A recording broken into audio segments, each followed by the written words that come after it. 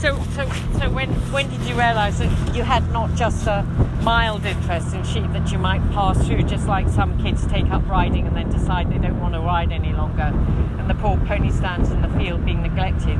When did you realise that this was a growing passion and not just a passing one? When I was 7. Just one time I was in here, and then we got to feed the bottle lambs and carry lambs, feeding them, and I was like, this is amazing.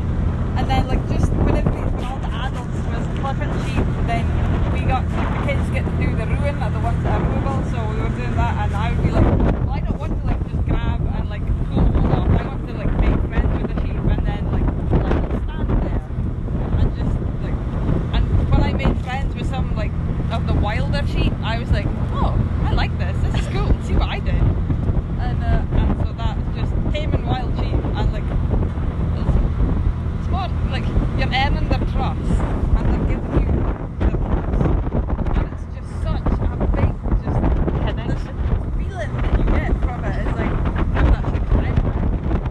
And yeah, they might get scared of you a bit again, but you just be like, oh, I'm sorry. And I've always studied the body language of the sheep and like how they interact with each other, and I, as best as you can do it when you're a human, I mimic that.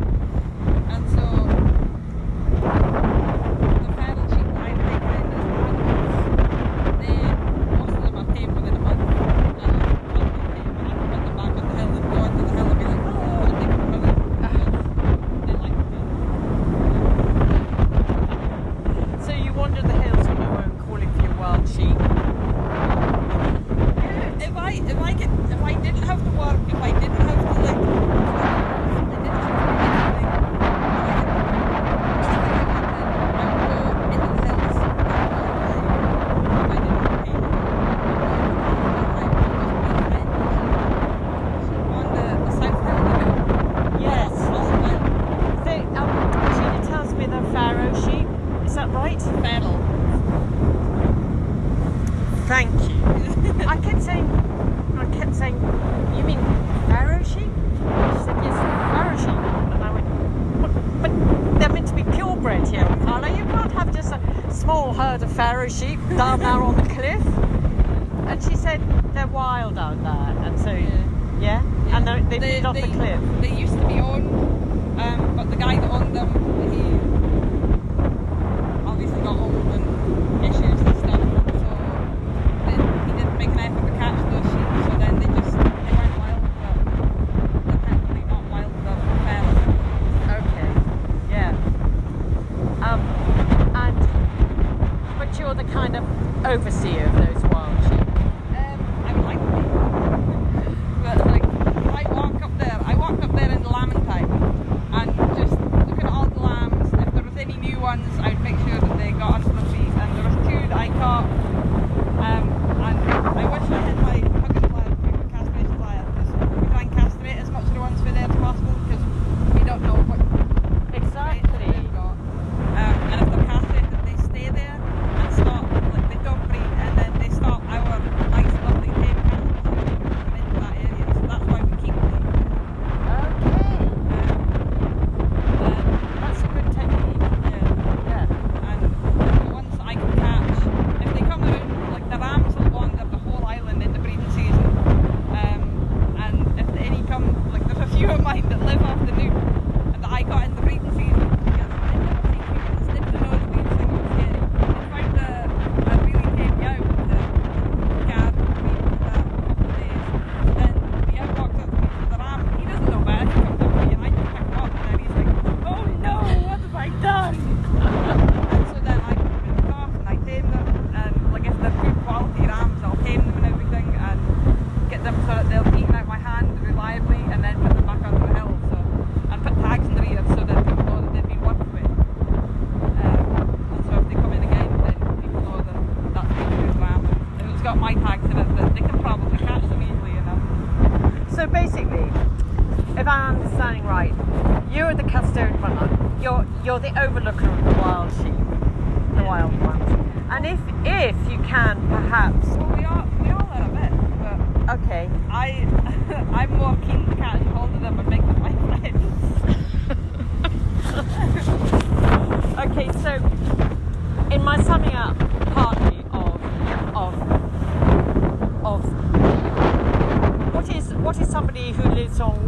on Foula called? Fulanese? Just a fuller man. A Foula man? Or a fuller man. Or a Foula wife? Okay. Is that the sheep, you know, I asked Magni about, you know, the number of sheep and are they helping to, you know, add finance to the island, and he's working on that project. Yeah, well, what I do is I stop selling at the markets and sell land on food because You don't get the price. you don't even get the price of the taxes in the years. Like, Really? on the worst years, then, yeah. And then we can't bring them back, so if they don't Yes. sell, which a couple of years, some of the ram lambs, like the smaller ram lambs, they didn't sell. So we just have to pay to have them shot because they can't come back. Yes. And they can't keep them marked for weeks and weeks and weeks until something happens and they decide, oh, they've been killed and they die. And we have to pay marriage if they're there. So, And then, it sounds terrible, but no, you have to. Exactly. And Sheila said that's what, well, Maggie said that, you know, you weren't able to get the prices. And of course, all of them are talking at a different form of time. So, because all the bidders knew that you couldn't take the sheep back and therefore they just knocked down the price. And then Sheila told me that, you know, at one stage they stopped sending them to the marts at all, and therefore they kept them all here. And then the story of her fixing a deal with 2 Yorkshire buyers and then doing a deal and then taking 700. oh yeah, that was on the snow then. That's right. And then they were meant to take them off in September, and then they couldn't take them until November, by which stage they're lost condition. Yeah. And therefore there was karma on the bad Yorkshiremen. So basically I'm still quite intrigued as to the number of sheep, what they actually earn you as an island, knowing that, you know, the world is starting, but it's a long way off all the world being used, all the world getting all the value. There And was you, 1 year. yeah? It was the first year that I stopped signing lambs and lambs because somebody was put out first load, filled the boat, put lambs out, and they got 50p, £4 maximum for a 1-year-old yow, No. which they'd kept all winter and put money into it. And I was like, no way. And so I was like, well, I have a big freezer, I can mince it all, and but I can't fit in the freezer, I can't legally do home cook myself because they've got a limit, I think. And then I just said to my friends, like, here you go, Merry Christmas, you're getting a lamb, all you need to do is go pick it up for the slaughterhouse. I sent 10 lambs out, and the people that got them were like, oh,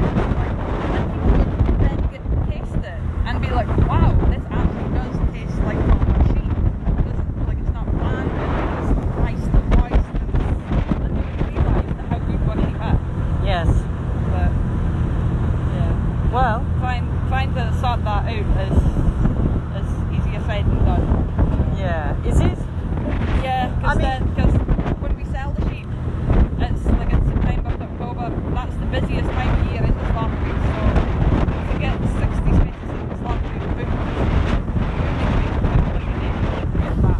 We've got, I don't know.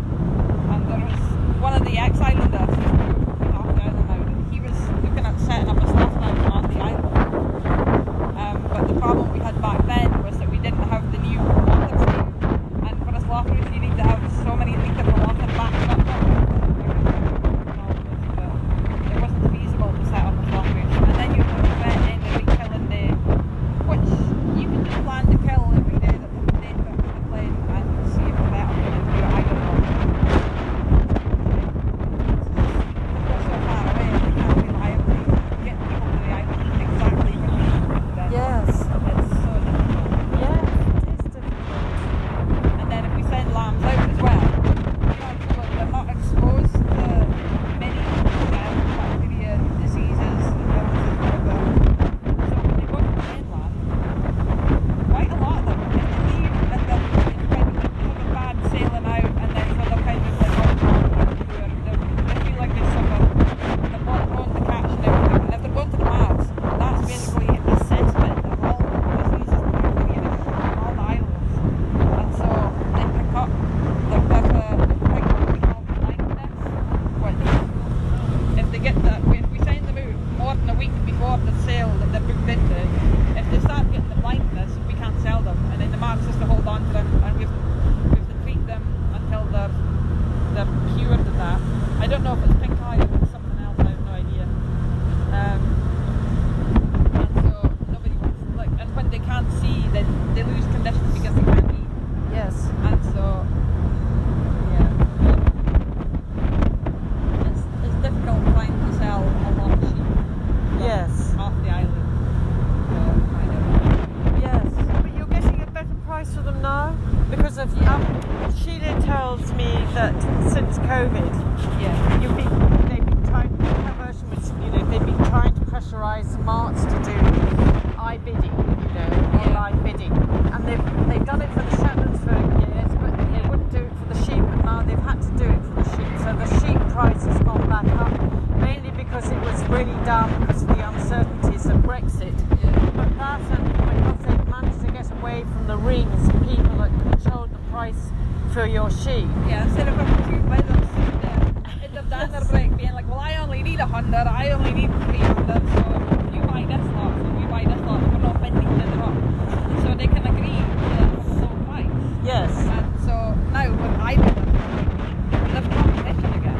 Yes. And so they have to keep bidding if they want, and which is Good. bad, but Some good things have come out of COVID. yeah. Which one And you go back? Yeah, and you would hope that if people are having to pay more for the sheep to buy them, they would maybe look after them a bit better. Yes, absolutely. Because not only would they be out of pocket, but they would have to go and buy more expensive sheep to get the quota up. So how many sheep have you got? Me, I have about 80 adults, I think, and then about 40 to 50 lambs, I think. Good. Yeah. Good. I still want more. I want so many more. And so I've been told that Penny has the best rounds. Is that right? She's got a good they're all big, strong hands. But you've got some too. Depends on your opinion of best. Yeah. Like, there's a lot of Penny rams that the mainland folk don't like the boat. And like, there's a few rams that are really coarse. Like the Yes. like, and so Maggie won't buy the whole for Yeah. or he'll buy the whole piece and like take out little bits. Which takes time. Yeah. So he's got to like just avoid that places. If he's got a whole pile of pieces, he's not going to waste his time on it if he has to take that bit. Yeah. Unless it's a colour he's short on and he needs that. But yeah, So Sheila said that. Okay, so I was trying to come to this confusion that I had that that there were a lot of sheep on the island, and they weren't making very much money in the market. And the wool thing is going to happen, but it's going to take time. Just like you trying to get, this abattoir set up, trying to get the idea of getting your 60 slots at an abattoir, so that if they don't make that market price, at least disperse the food material. And ideally, it would be that we would just go straight to the slaughter route. We wouldn't buy with the mats. Yes. Unless the prices came up and we were getting around the head kind of. The best price that we would have got in the last few years, I have checked last year, the prices was £37.50 per head for a batch of like 6 animals. And that was fine. I was always very active on Facebook. Like, I'm going to put these yows to the market. It's like, this is their qualities, they're good mothers, they have good big lambs, they always have the fattest lambs at the time. They have good resistance to parasites, so these are good yows. And so people know what they're buying. It's not just a yow out the mats, it can be anything. And so people, and I'm friends with quite a few people that have bought my lambs in the past before I started on Facebook, and I was like, here's my UK number, does anybody have my sheep? And they were like, oh yeah, I do. And I was like, okay. And they showed me a picture and I could tell them exactly what lambs they were, who their mothers were, their fathers, if I knew that. And they were like, wow, okay, I like having all this other information. That explains a lot about some things that I found, like one yow was smaller, they didn't want to put her the big lambs because but her lambs were always huge. They were like, why is this? She's a small sheep, she should have small lambs. Because she's not small because she's small. She's small because she didn't come in for the winter, so she stayed out on the hill. Yeah, so she should be a big sheep. And if she'd come in for the winter, she wouldn't be a big sheep. So, or the mom got ill, and so that made the lamb not get enough food. So when they buy sheep, they get that history. It's like I put as much effort into telling people about my sheep as I do about my product. And not many people do that. Yeah. Oh yeah, you want 6 yows, here's 6 yows. Yeah. And I'm like, well, and I asked them why they want 6 yows, what they want to do with the 6 yows, what they're hoping for, if they're looking for anything in particular. And I give them a tailored block to them instead of just the first 6 ones I get a hold of that I don't want to keep. So that's really clever. So going back, so that's on Facebook. So can you tell us what is your UK number? I would need to look at my paper to do that. I don't know anything. You can't remember. It's like you're driving. No. Your registration number. You can't remember what your UK number is. It was on paper. I don't need to remember. Anyway, the big question was, I tried to find out what there is about all the sheep on the island, and I think that with Magnus it was about perhaps cutting down the numbers but bringing up the standard, investing in the better fleece husbandry, breeding around, trying to get a better fleece, i.e. what you just said about the hairs on the top, about trying to get a consistency throughout the fleece, which is almost anti what that fleece is about, which is getting rid of the undercoats, things like that. The big thing about Foula sheep is that there's such a variety. Yes. And the more different visible traits you have, like long wool, short wool, hairy wool, non-hairy wool, each different type is a different gene. And so if you whittle it all down so that all the wool is the same, have you just selected for one gene? And so you've lost 3 genes. Yes. So that one gene came from one sheep, one ancestor. So that is, you're shortening genetic diversity. But the best wool, do you want the best wool for spinning? Do you want the best wool for the sheep? Because like the hairy ones, on a really terrible day, it's like horizontal rain, it's so windy and rainy, and like you go outside for like half a minute, you come inside soaking.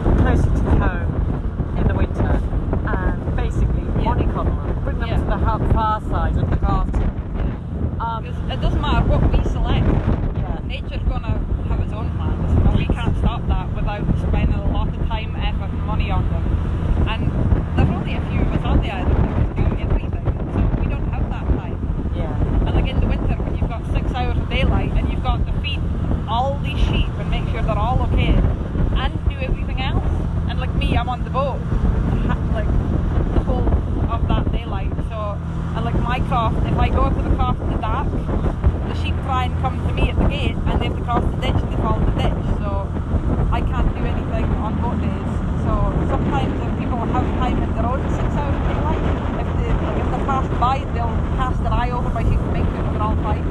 And I'll have given them a double lot of feed, double lot of hay the day before, knowing it would be a boat day.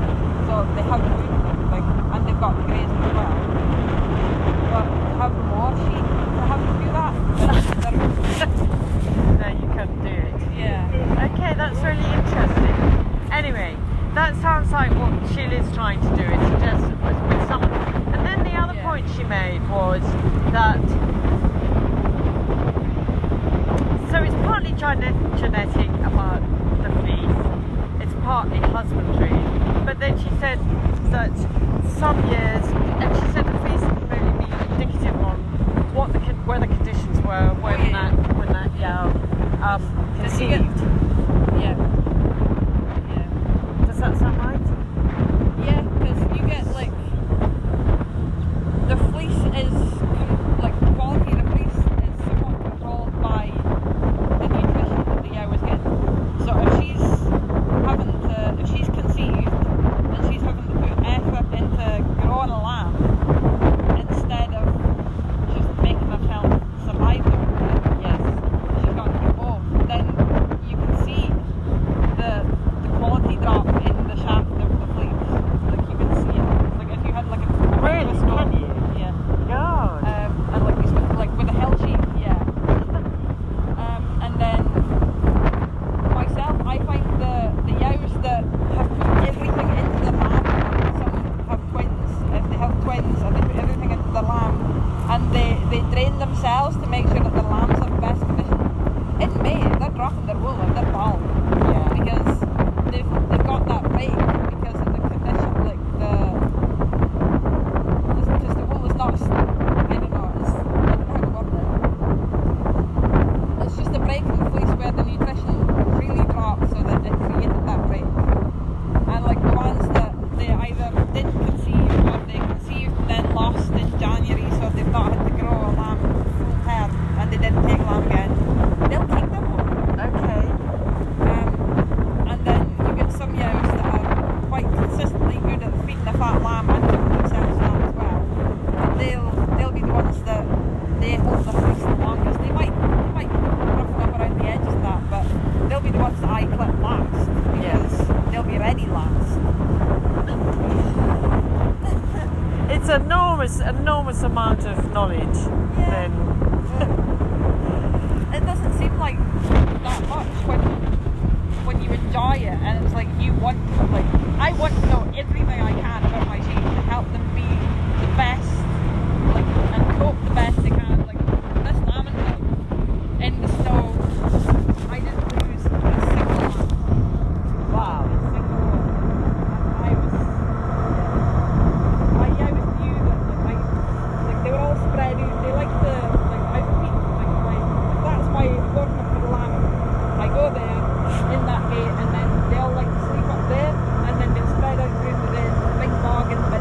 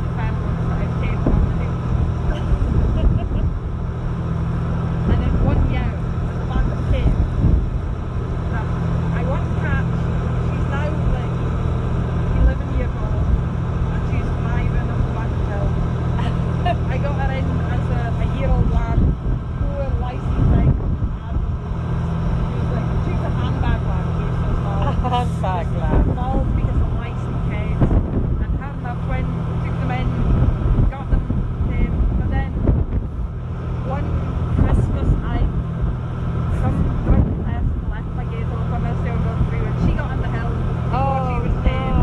And so I've been trying to catch her for years, but she's like in the summer she's like, I don't need your food. And in the winter I don't know when she goes in the winter, I think she goes to a different bit of therapy. I wonder if she's the one that I saw, which is, okay, so that you've got 5 ridges and she's right over near Hamilton. No, not Hamilton, the other one. The other end, she was grey, she was on her own, there were no other sheep round. She had a... Oh no, she'd be up the back of the cave right now. Okay. That's what summer home. And she's apparently a twin this year, because Penny saw her with twins. So you know just about every single sheep on the island between you two? Yeah. Because Penny gets up into the hill more often than I do. But when I go up into the hill, I spend all day and I make a point of taking pictures of the sheep. And then when I get home, I compare pictures. Oh yeah, that ram would be that ram. And that, yeah. And like that was, yeah. And what about the boat job, the ferry job? How long have you been doing that for? Since Christmas Day when I was 17. How old are you now? 32? Good for you! Yeah, 32. And so you've been doing it since you were 17, and in the winter you still have to go out occasionally on it, so other people look after your sheep while you're gone. Yeah, it's mostly just casting an eye on them, making sure that nobody's stuck in the ditch, nobody's fallen over, and that there's no, basically if there's no one hanging around, they go loose. And it's still, what, about once a week on the boat, or? Yeah, sometimes we do get 2 runs a week, but mostly it's 1 a week or 1 every 10 days kind of thing. And then in February, well actually last February was good, we actually got most of the sailings in, but most February we get 1 sailing in the whole month. Okay. So there should be 8, we got 1. So there's not much to do for other people in Britain because I'm there mostly. And have you had a day when it's just been so bad, you just thought, no, this is no fun? On the boat? Yes. So it should still be set up on the fire.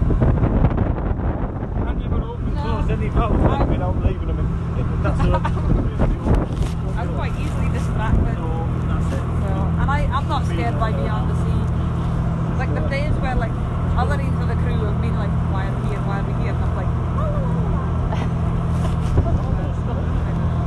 There was one time where we went to Wales, we came back, and there was too much swell in the harbour, so we had to sit off until the swell died down, which was, I think it was 2 hours, and then everybody else was like, and I was just like being angry is not going to do anything about this, so just, I sang every lyric to every song I could remember, including Christmas songs. Yeah, I was like, right, okay, now we're running to the songs to sing. I'm going to start repeating them. So do you think it'll be right to go into the theatre before I start singing Jingle Bells again?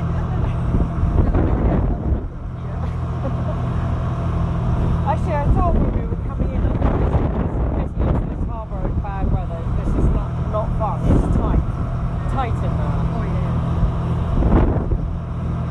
But no, I've been on. There's a little boat on the island. I don't know where she is currently. I think she might be in the shed, but she's called the Friendly. She's a beautiful little boat. She can handle so much. She was built specifically for Ken, who was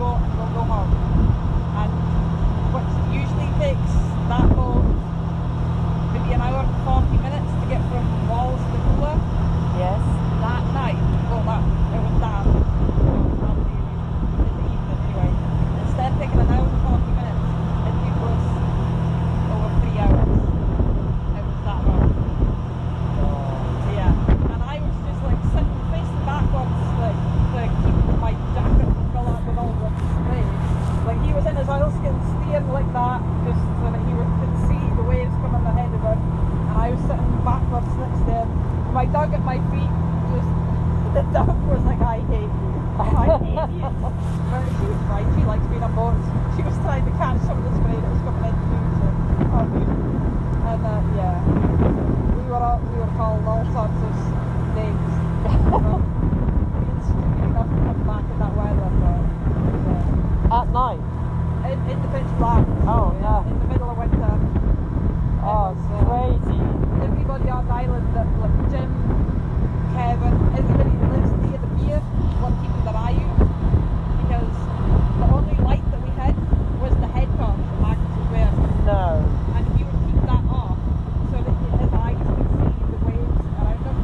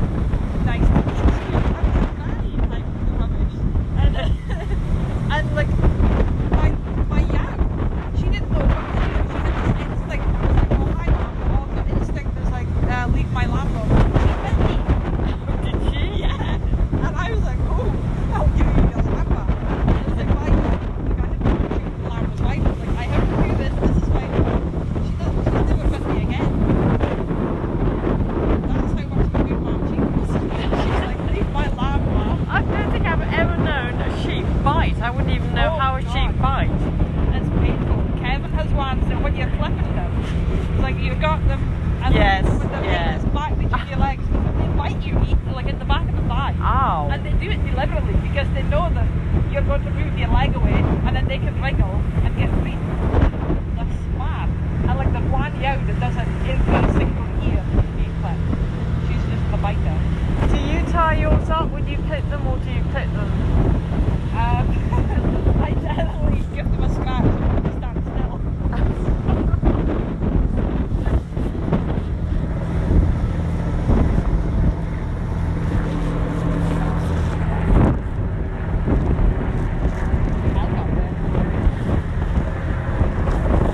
Where is it?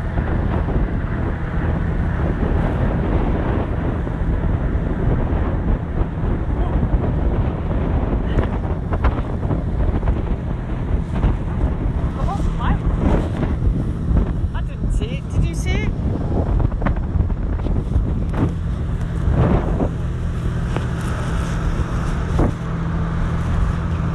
We've never seen it. Did you see it at all? No. You just heard something? Yes. Helicopter. How weird. Sounded low. Yeah. Nobody saw anything. It was a UFO.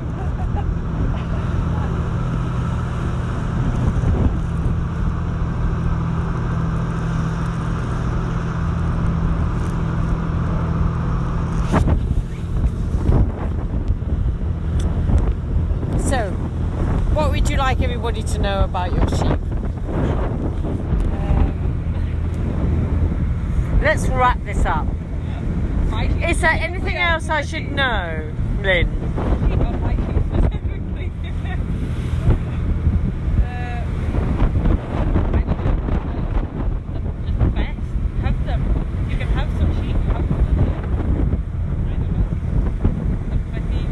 They are pretty. They're really pretty.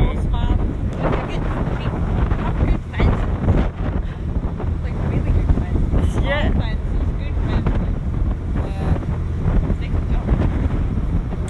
The other thing I noticed about your sheep is that they're very calm.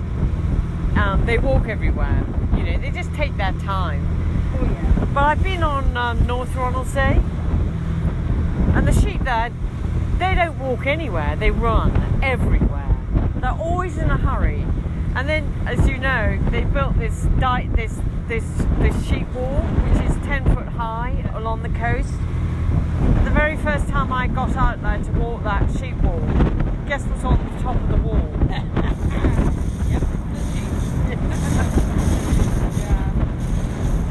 Yeah, our ones, like, they play in peacocks when the lamb's dead, so they can jump however high you want. We sold one off the island once.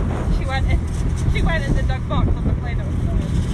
And so she went out, like, I specified to her mother, like, you need good fences.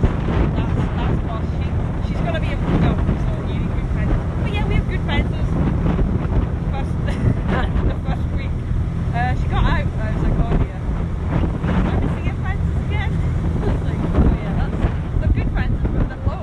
So yeah, she was going to get out. But wherever they go to live, they always live in the corner of the field that's closest to Foula. All my sheep that have gone to Bressett live in the west side of their fields, west side of the cross. That's quite a statement. Yeah, they have home instinct like no other. It's brilliant. Really. Yeah. And yeah, the one that did get out, they found her. She was in Skeld. She was coming this way. So if they could fly, they'd be like a homing pigeon. Yeah. And they can swim quite well. Just maybe not the distance. But yeah, don't think a loch is going to be a good mountain.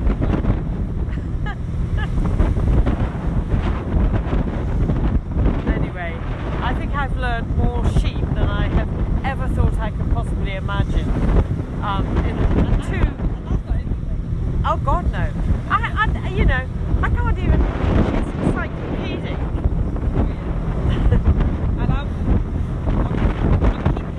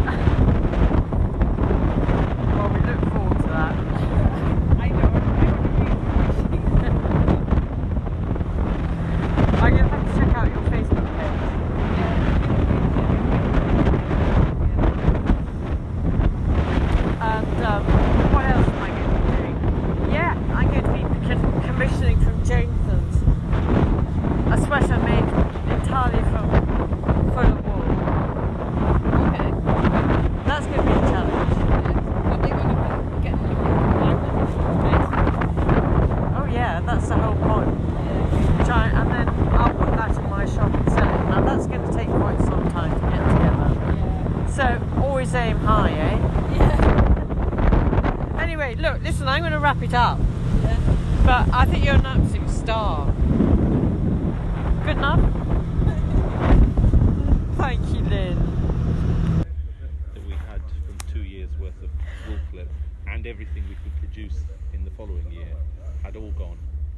And so I turned up to this makers market just with a box of wool so that people could see it, because everyone's talking about it, do you know what I mean? So they could see what it looked like and they could feel it, but I couldn't sell it because it's already been sold 3 times. So that's how it came